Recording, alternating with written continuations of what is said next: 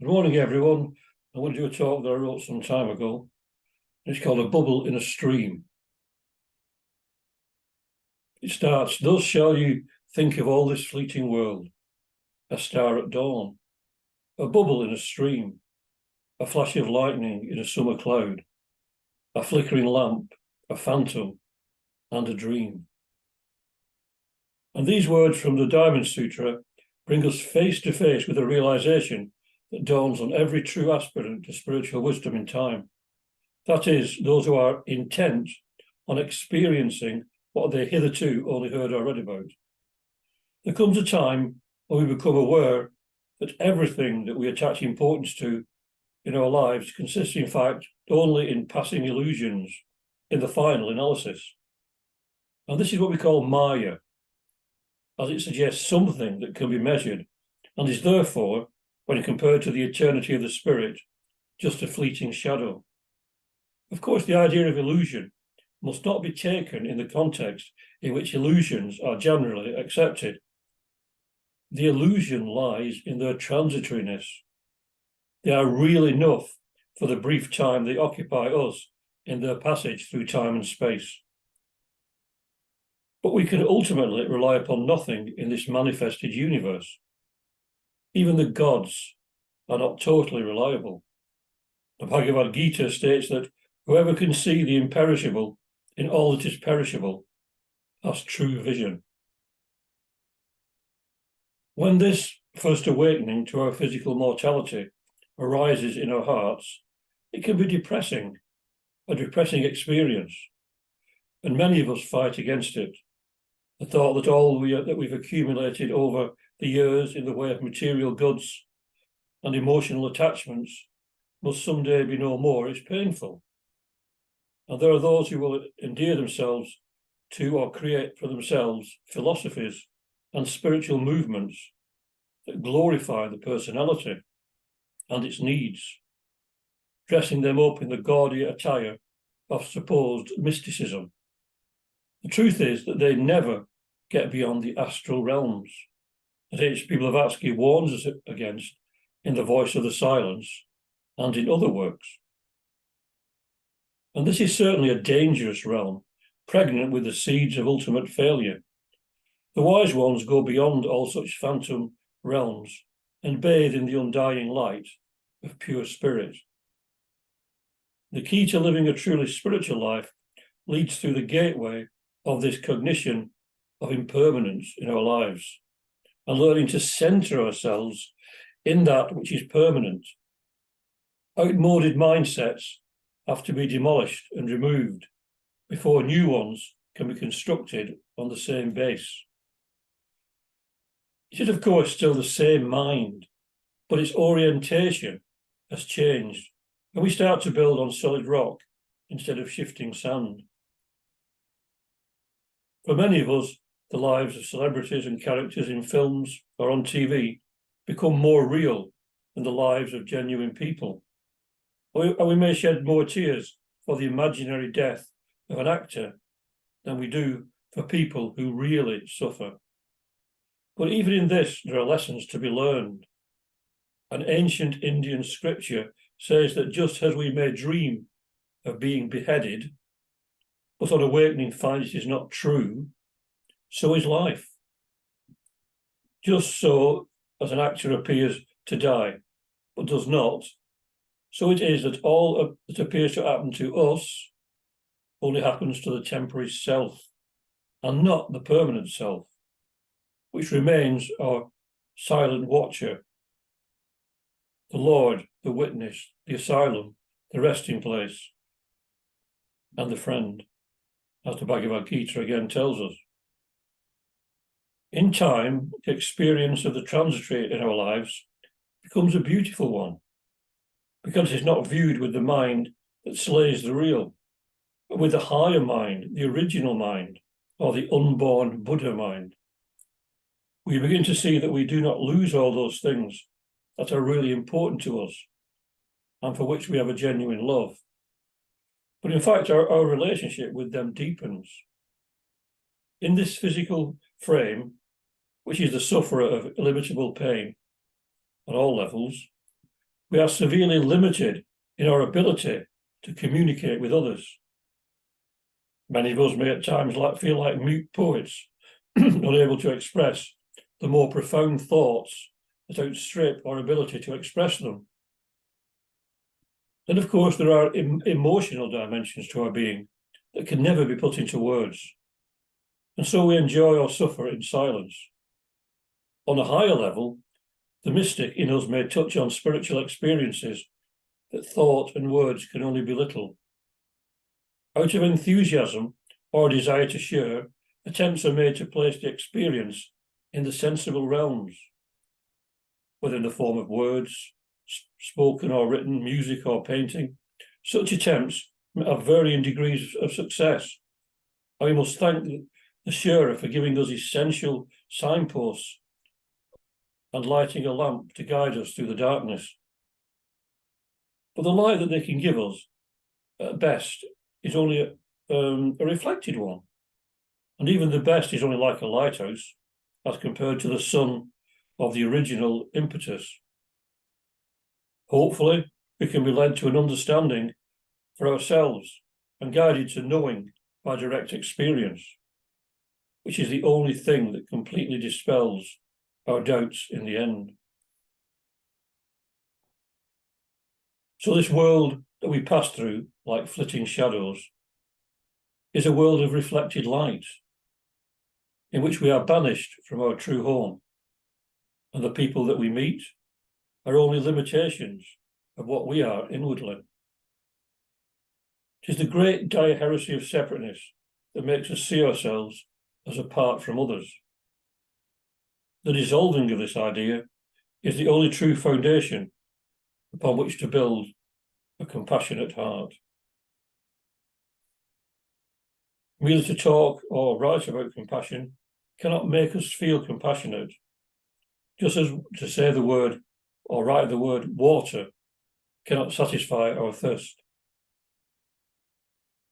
Only by becoming aware of the Buddha nature or Christ nature or Krishna nature in ourselves and in everyone else, and coming to see that it is identical in all things, can we find natural compassion springing up in our hearts spontaneously. It is the only way to be sure that we do not delude ourselves or limit our actions to the personality alone. To help only other bubbles in life's stream will do no permanent good, if not balanced with a desire to assist them to understand their true nature and therefore find ways to see the situation in perspective. This does not mean that in places of great physical suffering we should ignore that pain and merely give them a few choice words from spiritual teaching. No, as we help them in their distress, we must at the same time give as much spiritual guidance as deemed necessary.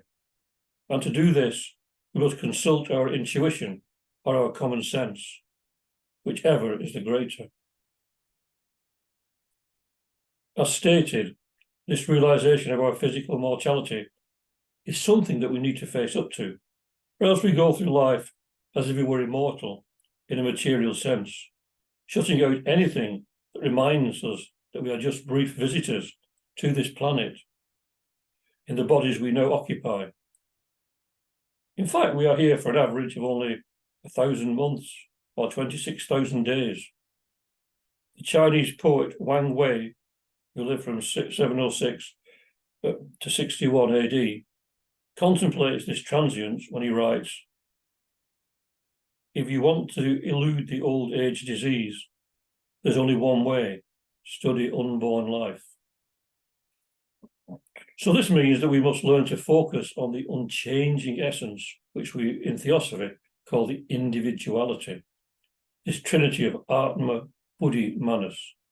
Atma being the spirit, Buddhi the intuitive part, and Manas the mind, or the higher aspects of the mind. This is the part that is never born, nor does it die. It is the Sutratma, which is the thread soul, upon which our lives are strung like so many pearls, and the thread runs through all our lives. Quite probably, it is important that the vast majority of humanity remain blind to the fact that they are merely bubbles in the stream, as a precocious awareness of this fact could lead to many strange psychological disorders. Then again, there are those who go through life calmer, either because they have no particular belief and therefore just accept what comes, or because they are immersed in material luxury and they have some religious idea of heaven and hell, or they have found the center within and are focused on that. Krishna is enshrined in their hearts, and they care only for the sound of his flute calling them home. The calmness of the first three classes is in danger of being ruined by a deepening understanding of life or some traumatic event that will knock them mentally off their feet. The fourth class have reached a safe haven and have come to realize that so-called death is just entrance into a greater light and a state in which we are much more at home than on this earth, where we always feel like temporary visitors, or we come to a stage when we feel like that. Death is always a friend and deliverer and brings us into closer proximity to those things we love, whether they are those who we have met in this life or those who we have met in previous lives or met in the flesh, but to whom we are linked by deeper bonds. Do we imagine that meeting in the physical body and communicating by the grossest means possible is the only relationship we can have with others? There are much more effective ways that are not limited by time and space and are accessible to those who have developed in the right way to make such kinds of communication intelligible. The guru and pupil relationship is one example of this deeper rapport. So we have to fix our attention on that which is beyond rational thought, but is an eternal presence within our hearts. If we can find this faithful friend within, we have a sure guide that will not desert us, even though nations and continents should rise and fall. For it is the higher self that is the true man or woman. That is what we are in this manifested universe, and that dimension to our being that takes account of itself in this passing illusion. That is our pilgrimage through time and space. If in the end we become one with the all, during our period of unfoldment, we have to occupy our own particular space, our own laboratory, where experiments and experiences slowly work the mystic alchemy in our hearts, so that all our illusions of separateness gradually dissolve and are used in the process of changing the base metal of our awareness in this transient universe into the pure gold of spiritual enlightenment, which will bring the choice as to whether to go wholly into the nirvanic state or to leave a remnant behind in the sensible world to aid in the general welfare of humanity. In other words, to insert our own brick into the guardian wall that protects humanity. Certainly, we are just bubbles in the universal stream of life, or waves on the cosmic ocean. But this is, of course, only in a material sense. In reality, we are eternal beings for whom the hour never strikes. And we can be sure that as we merge more and more into the all, and therefore dissolve the barriers that hold us back from a soul-satisfying communication with our fellow beings, we'll feel more and more a sense of coming home, and less of the disease that plagues the lives of many of the more sensitive souls on this planet. Born out of time, these tender souls are buffeted by the storms of a harsh and soulless society, and that prizes only material gain and sensual pleasure, and tramples on those whose values will not permit them to compromise the voice of the spirit within and their better intuitions. These souls may at present feel lost and helpless at times, but as the years pass by, more and more of them will be born, until eventually they will be in the majority, and the perpetrators of gross thoughts and emotions will be the declining race. This may take centuries to come to pass, but the process has already begun and will not be stopped by the efforts of puny man. Can a bubble stop the rushing of the stream to the river and then to the sea? Can even a million bubbles stop the onrush? It has been proven time and time again that attempts to crush the natural spiritual feelings in man are doomed to failure, whether it be dogmatic religion or materialistic science or politics that tries to do this. They are all man-made avenues of thought, and therefore are bound to crumble in the end before the might of Mother Nature. The Zen Buddhists emphasize the fact there is nothing weird about the spiritual path. We are just as much a product of nature as a tree, and are an integral part of nature's plan. We as humans have the capacity to proceed by self-induced and self-devised efforts and methods, as we are at that point in evolution when we have developed self-consciousness and become able to help nature consciously, or indeed work against her, as is happening quite a lot in the modern world, unfortunately. The choice is always ours. The path is not one of adding to what we have, but of shedding those things that prevent us from seeing our true selves. The spirit is always one, but our vehicles, the astral and the vehicles that we have, say in Theosophy we say we have 7 vehicles from the highest to the lowest. But our vehicles block the view. Our minds need to become as clear as a newly polished mirror that reflects everything impersonally, without judgment.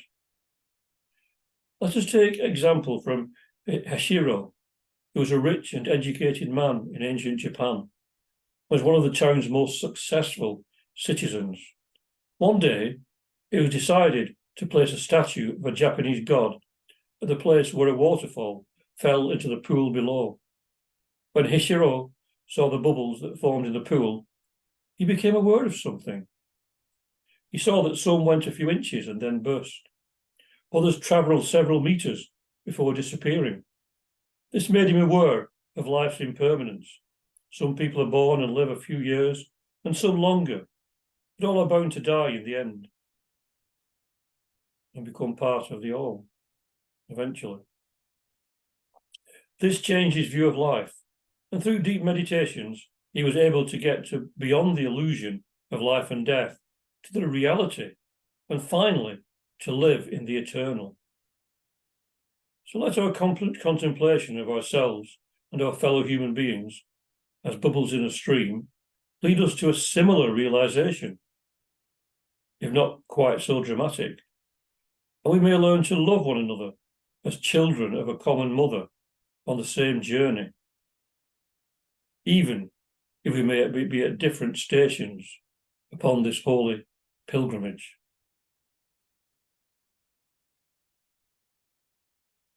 And Tokuson, and this was added by the people who edited the magazine, Tokuson, another great Japanese writer, said, "However deep your knowledge of the scriptures, it is no more than a strand of hair in the vastness of space.